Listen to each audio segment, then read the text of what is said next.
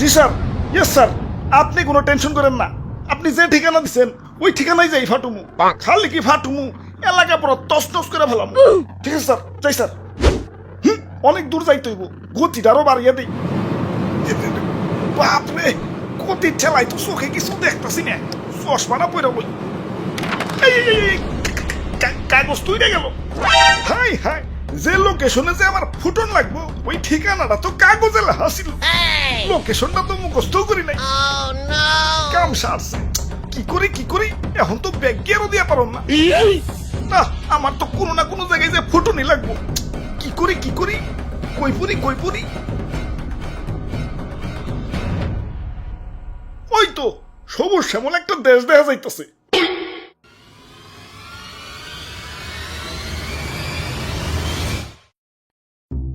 ভাই যাইতে দেন ভাই, দেরি হয়ে যাইতাছে। আব্বে হালায়, তুমি কোন আইসে দেখছো? চাঁদা পয়েন্ট, মানে চাঁদা ছাড়া ঢুকতে দন যাবো না। ওরে বাপুরে, ইয়া চাঁদা দেও আর আগে বাড়াও। চাঁদা তুলেন কেন ভাই? এটা তো ঠিক না ভাই। এত কথা না কয়ে চাঁদা দিয়ে বিদায় হও, পিছে সিরিয়াল লাগছে দেখো না।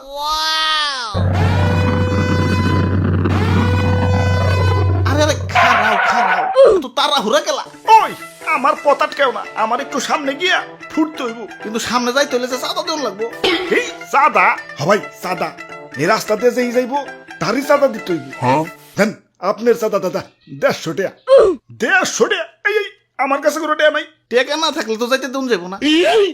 ওই ইমার্জেন্সি ভাই, আমার একটু সামনে যাই ফুটন লাগবো, যাইতে দাও ভাই। না না, চাঁদা ছাড়া তো কোনোভাবেই যাবার দেন যাবো না।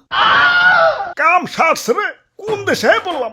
অন্য দেশে ঢুকতে গেলে তো এন্টি মিসাইল সিস্টেমের মুখোমুখি হইতে হয়, এনে তো চাঁদার মুখোমুখি অন লাগতাছে। ওরে বাপুরে, এইটাই আমাকে উন্নত প্রযুক্তির এন্টি মিসাইল সিস্টেম। আরে ভাই বুঝতাছো না, ইমার্জেন্সি ভাই, আমার সামনে যে ফুটন লাগবো। বিশ্বাস করো ভাই, আমি তোমাকে দেশে ঢুকতাম না ভাই।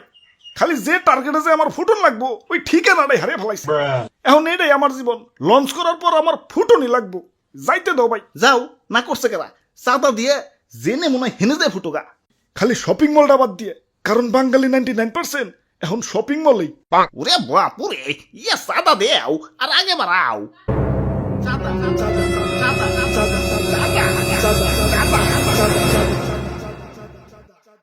আরে ধর, এই তখন মানুষের বেলায় কোথাও শান্তি পাইতেছি না। একে তো আমার জায়গায় জায়গায় ফুটিয়া ফাটিয়া দুনিয়া জুড়ে একটা গ্যাঞ্জাম বাজিয়ে দিছে, তার উপরে তোরা চাঁদাবাজিতে রাস্তা আটকে বয়ে রয়েছস। ওই তোরা কি দুনিয়াটা একটু গুছিয়ে গেছে সুন্দর রাখতে পারস না? দুনিয়াটা তো তগই নাকি, তোরাই তো থাকুস। একটু মিলামিশা থাকুন যায় না? লোভ, হিংসা, ক্রোধ, ক্ষমতা তখন তো দিন দিন অমানুষ বানিয়ে দিতেছে। আরে আমার ভাবতেও অবাক লাগে, এই মানুষ আমারে বানাইছে ওগো নিজে কই ধ্বংস করার জন্য। কিছু মানুষের রাজনৈতিক ঝগড়া আর ক্ষমতার লোভ শাস্তি দিচ্ছে সারা দুনিয়ার নিরীহ মানুষদের। আমি যখন আকাশে উঠি, নিচে দেখি বাচ্চারা খেলছে। আরে আরে এদের স্বপ্ন ভাঙার জন্যই কি আমি তৈরি? এই সুন্দর পৃথিবীটা তো শুধু রাজনীতিবিদদের জন্য না, এটা সবার। এখানে শান্তিতে বেঁচে থাকার অধিকার সবার। শান্তি বাদ দিয়ে অশান্তি জ্ঞান করস তোরা। তোরা মানুষ না, তোরা সবাই অমানুষ হয়ে গেছস। তোরা যদি মানুষই হইতি, মানুষ হয়ে মানুষ মারতে পারতি না। তোরা সেদিনই মানুষ হবি যেদিন আমাকে বানানো বাদ দিয়া পৃথিবীটাকে সুন্দর বানানোর চেষ্টা করবি। তোরা সেদিনই মানুষ হবি যেদিন আমাকে বানানো বাদ দিয়া নিজের ভাইদেরকে বুকে টেনে নিবি। আরে এত কথা কিসের? ইনি কি সিনেমা দেখতে বইছি? ভালোই চাঁদা দিয়ে যাও, চোখের সামনে থেকে সরো। জ্ঞান দিতে আইছে।